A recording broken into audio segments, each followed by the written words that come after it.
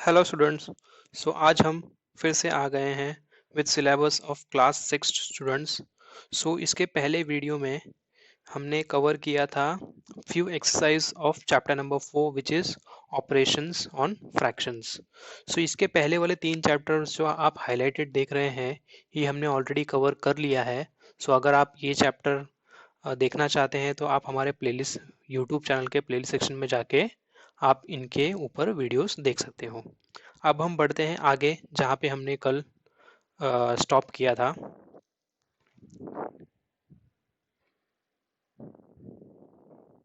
And friends, अगर आपको हमारा वीडियो लेक्चर अच्छा लग रहा है तो मैं आपसे रिकमेंड करूँगा कि आप अपने फ्रेंड्स के साथ भी शेयर कीजिए।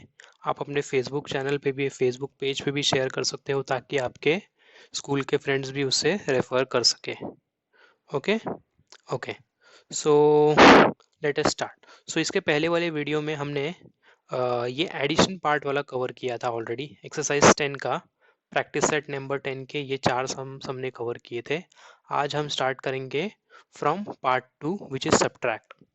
ओके, सो ये है, हमें करना है subtraction of two mixed fraction. So let us start. हमारा फर्स्ट सम है 3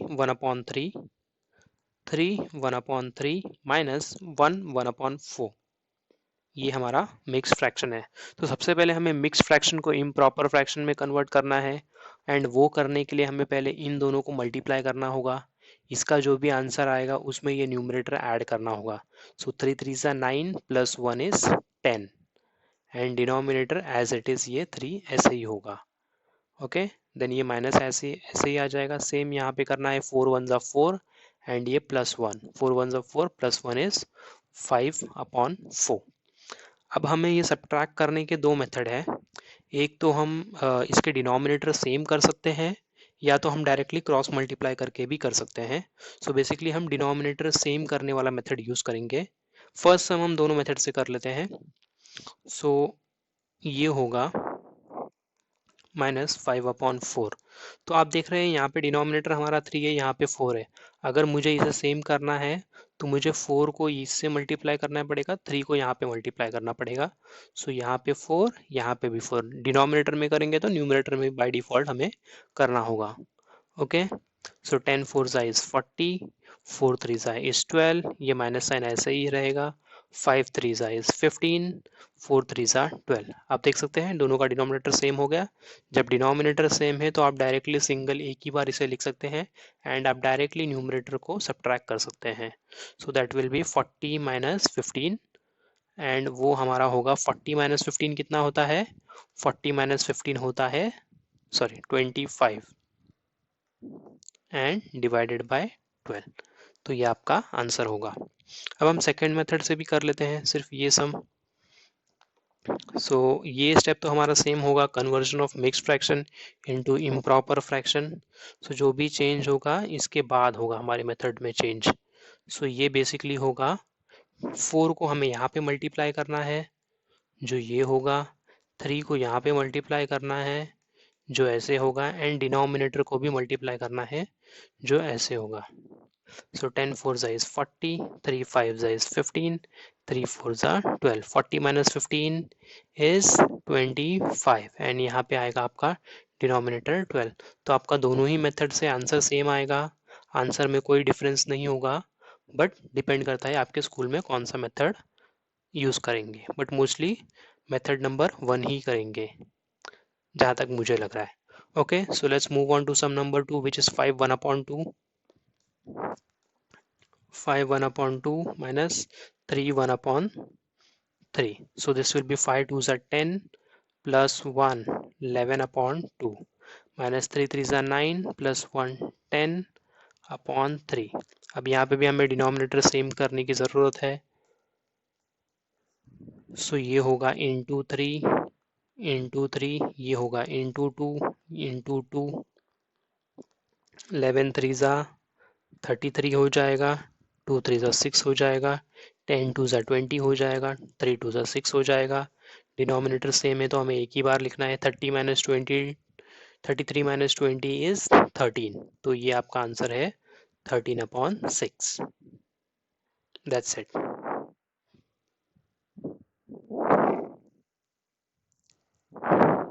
Let's move on to next sum, which is this 7 1/8 minus 6 1/10. So 8 sevens are 56 plus 1 57/8. 6 tens are 60 plus 1 61/10. यहाँ पे भी डिनोमिनेटर सेम नहीं है तो हमें इसे सेम करना होगा. सो ये डिनोमिनेटर यहाँ पे मल्टीप्लाई करना है. सो ये होगा इंटू 10 एंड सेम वे में ये डिनोमिनेटर हमें यहाँ पे मल्टीप्लाई करना है जो होगा into 8 into 8. So 57 into 10 is 570. 8 tens is 80. 61 into 8 करिए. 10 8s are 80. 8 1s are 8. 8 6 are 54. So अब डिनोमिनेटर आपका सेम आ गया है. तो आप डिनोमिनेटर को एक ही बार लिख सकते हैं एंड ये आपका होगा 570 माइनस 548. इसे आप माइनस भी कर सकते हैं. 7 का ये 6 हो जाएगा. 10 यहाँ पे हो जाएगा. 10 minus 8 is 2. 6 minus 4 is 2. 5 minus 5 is 0. So ये आपका हो जाएगा 22/8. तो ये आपका होगा answer 22/80. Okay, so let's move on to next sum. अभी हमने किया था 7 1/8 विच वॉज थर्ड सम. अब हम करेंगे fourth sum which is last sum of part 2. Okay, which is 7 1/2 minus 3 1/5. So 7 2s are 14 plus 1. So ये हो जाएगा 15/2. 3 5s are 15 plus 1. So this will be 16/5. Okay. अब यहाँ पे भी डिनोमिनेटर सेम नहीं है. So ये होगा 15/2 minus 16/5. ये 5 हमें यहाँ पे मल्टीप्लाई करना होगा. यहाँ पे भी 5. ये 2 हमें यहाँ पे मल्टीप्लाई करना होगा. यहाँ पे भी करना होगा. 15 5s are 75. 2 5s is 10. 16 2s is 32. 5 2s is 10. अब डिनोमिनेटर सेम है तो आप एक ही बार लिख सकते हैं एंड डायरेक्टली आप न्यूमरेटर को माइनस कर सकते हो. सो आपका 75 माइनस 32 होगा. 5 minus 2 is 3. 7 minus 3 is 4. So that will be 43/10. So ये है आपका आंसर 43/10. That's it. आपका सम खत्म हो गया यहाँ पे. ओके, आई होप आप सभी को ये समझ में आ रहा है हम क्या कर रहे हैं. So let's move on to next sum which is third part of exercise number 10. अब ये प्रॉब्लम सेट है बेसिकली. सो यहाँ पे आपको क्वेश्चंस को समझना बहुत ज़रूरी है.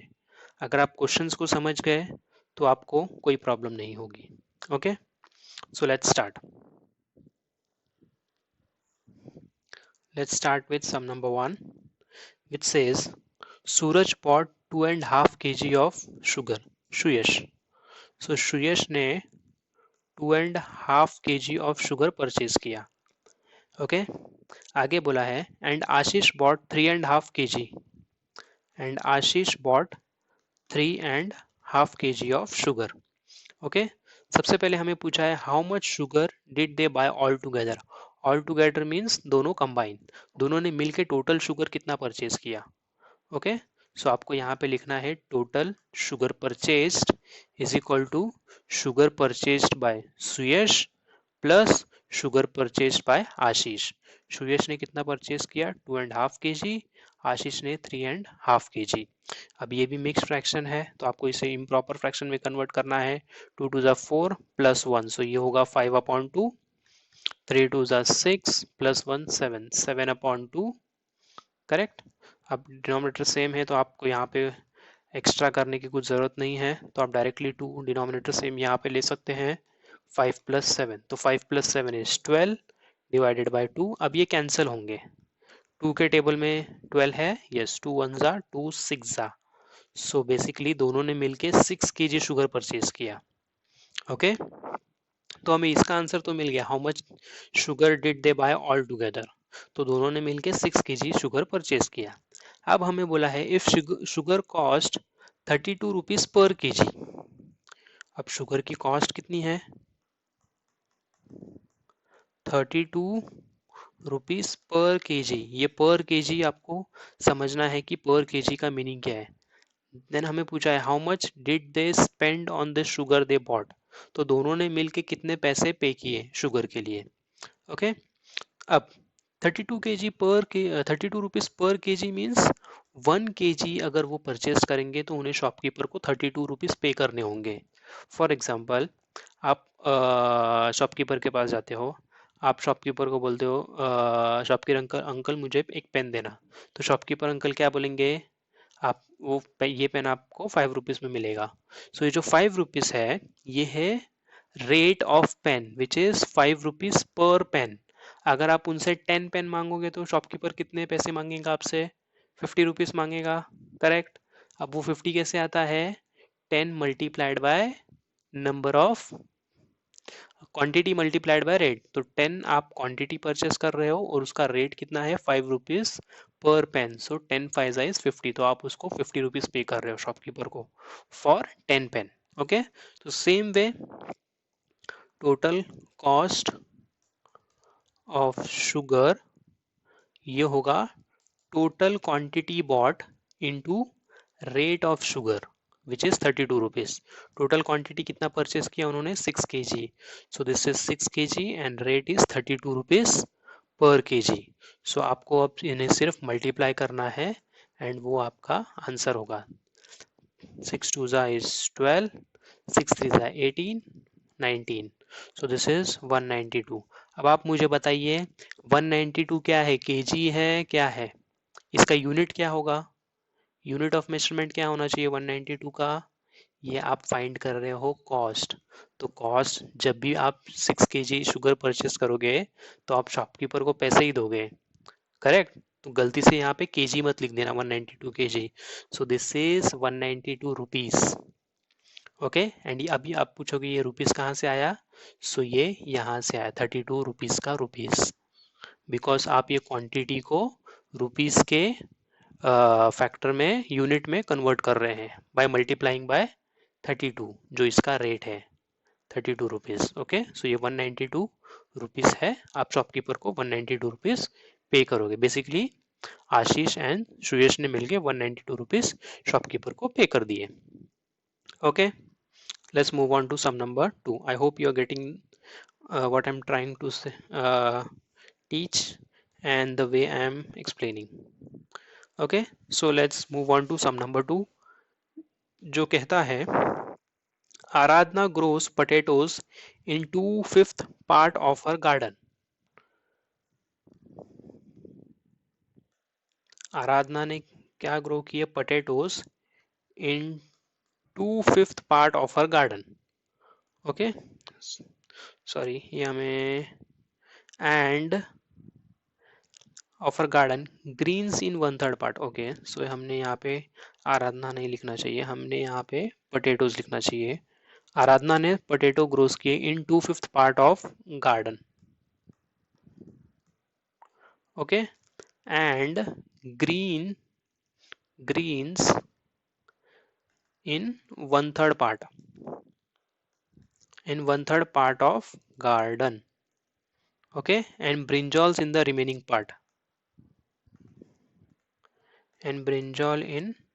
part, okay. On how much of her plot did she plant brinjal? So अब आराधना के पास ये एक प्लॉट ऑफ लैंड है जिसमें से ये है 2/5 पार्ट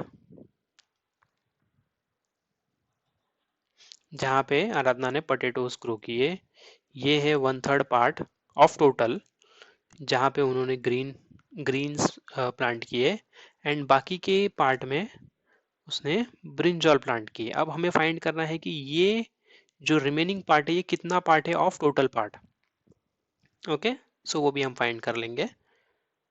सो वो होगा पोटैटोज ग्रो किए गए हैं 2/5 पार्ट में, करेक्ट। ग्रीन्स ग्रो किए गए हैं 1/3 पार्ट में।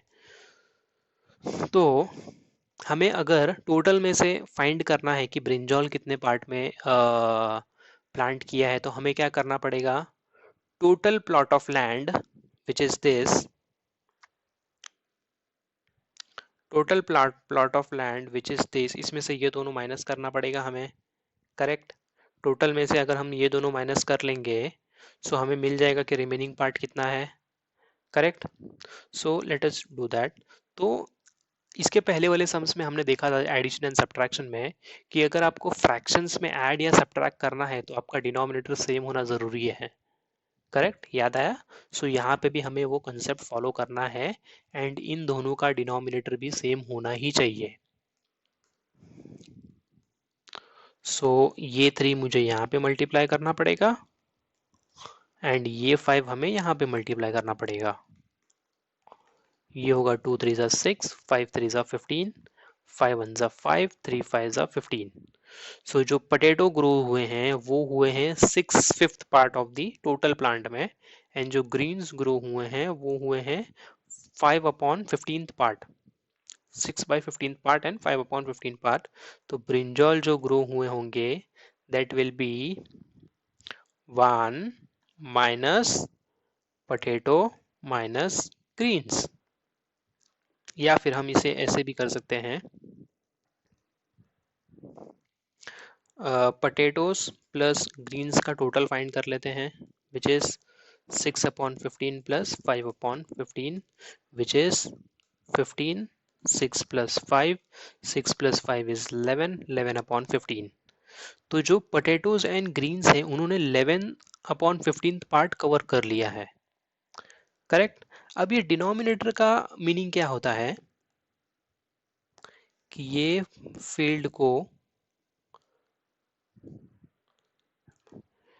15 पार्ट में टोटल डिवाइड किया गया है जिसमें से 1 2 3 4 5 6 7 8 9 10 11 12 13 14 15 टोटल 15 हो गए। इसमें से 1 2 3 4 5 6 7 8 9 10 11, ये 11 पार्ट्स है बिल्ड उस फील्ड के, ओके। यहाँ पे ऑलरेडी उन्होंने पोटैटोज एंड ग्रीन्स ग्रो कर दिए हैं तो बचे कितने पार्ट, 1 2 3 4। तो ये जो 4 पार्ट है इसमें ब्रिंजॉल ग्रो किए हुए हैं। अब वो फाइंड कैसे करना है, so brinjal is grown in, total हमेशा 1 होता है, 15/15 is 1 minus p plus g, मतलब पोटैटोज एंड इसका total which is 1 minus 11/15, okay.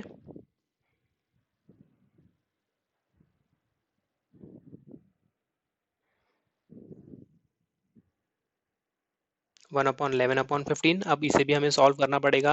अब ये तो ऑलरेडी फ्रैक्शन में है 11/15, ये तो फ्रैक्शन में नहीं है तो इसे भी हमें फ्रैक्शन फॉर्म में कन्वर्ट करना पड़ेगा। इसे कन्वर्ट करने के लिए इसका डिनोमिनेटर क्या है, 1 का कुछ भी नहीं है, मीन्स 1 है, ओके। सो इसे भी हमें 15 डिनोमिनेटर सेम करना पड़ेगा जिसके लिए हमें इसे 15 से मल्टीप्लाई करना होगा। So this will be 15/15 minus 11/15। अब दोनों के डिनोमिनेटर सेम हो गए 15 15। अब आप इसे एक ही बार लिख सकते हैं एंड न्यूमरेटर को आप डायरेक्टली माइनस कर सकते हैं which is 15 minus 11, 15 minus 11 is 4 and 4/15। This is your answer कि potatoes are grown in 4/15 part of the field. I hope ये ज़्यादा हमने लेंदी नहीं किया है एंड आपको समझ में आया। मेरा मेन कंसेप्ट यही है कि आपको सम समझे, भले सम कितना भी बड़ा हो, 2 पेज का हो, 3 पेज का हो, 4 पेज का हो, समझना ज़रूरी है, ओके। अगर आपको नहीं समझा है तो आप मुझे बोल सकते हैं, मैं आपको कोई और मेथड ट्राई कर सकता हूँ आपके लिए, okay. Let's move on to sum number 3। अब यहाँ पे बोला गया है Sandeep filled water in 4/7 part of an empty tank. Sandeep ने कितना फिल किया, 4/7 part of an empty tank. After that Ramakant filled 1/4 more of the same tank. उसके बाद रमाकांत ने 1/4 पार्ट और फिल कर दिया टैंक में। सो बेसिकली ये टैंक है, संदीप ने पहले 4/7 पार्ट ये वाटर से फिल कर दिया, उसके बाद रमाकांत ने 1/4 पार्ट फिल कर दिया। अब इतना पार्ट ऑलरेडी वाटर से भर चुका है, ओके। आगे हमें बोला गया है देन उमेश यूज्ड उमेश ने 3/14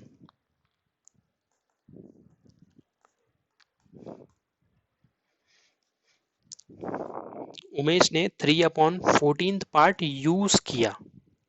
Umesh used 3/14 part of the water, sorry, 3/14 part of the tank to water the garden.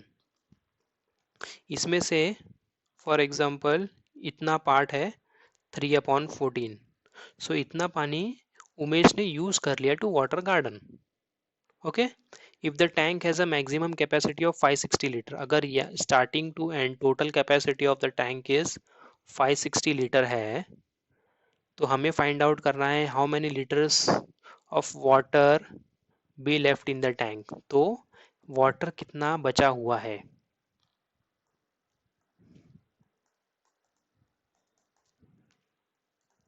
ये हमें फाइंड करना है, वाटर लेफ्ट इन टैंक. तो सबसे पहले हम फाइंड करते हैं कि संदीप ने कितना वाटर फिल किया. तो जब हम बोलते हैं कि संदीप ने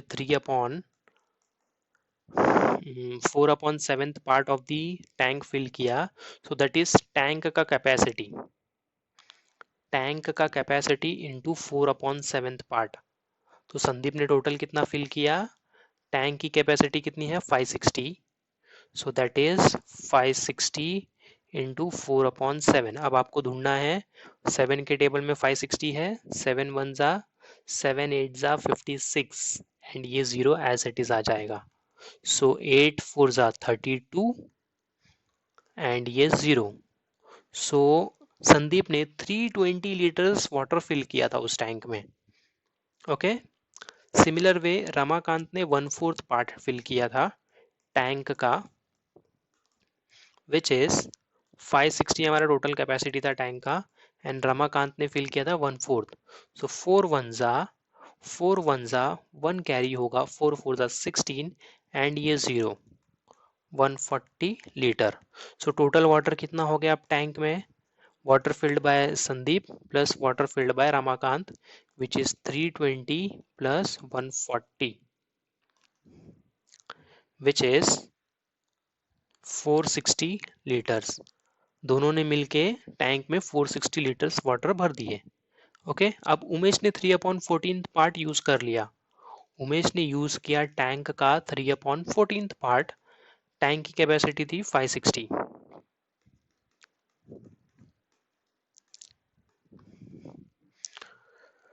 2 7 जा 2 2 जा 4 1 2 8 जा 16 0 7 1 जा 7 4 जा 28 0.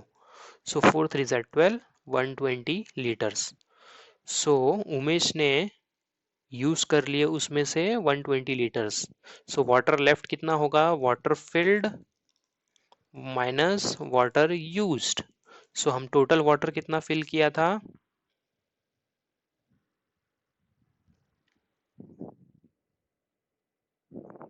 अभी हमने फाइंड किया था टोटल वाटर हमने फिल किया था 460 litres. So which is this 460 litres, and उसमें से हमने यूज कर लिया 120 लीटर्स. सो हमने जो वाटर लेफ्ट है, सो 460 माइनस 120, सो ये होगा 0 6 माइनस 2 इज 4 एंड यहाँ पे 3. सो अभी भी टैंक में 340 लीटर्स ऑफ वाटर बचा हुआ है. ओके, आई होप आपको ये समझ में आया है, बट आपको ध्यान रखना है कि आपको प्रॉब्लम सेट पे ज़्यादा फोकस करना है, क्वेश्चन बार बार पढ़ना है, क्वेश्चन सोल्यूशन बार बार देखना है, बार बार प्रैक्टिस करना है, तो ही आप उसमें कंफर्टेबल हो पाओगे एंड आप इजीली कर पाओगे. Okay, so let's move on to exercise number 11. 10 अभी हमने कर लिए, प्रैक्टिस सेट नंबर 10 किया हमने, then let's move on to practice set number 11.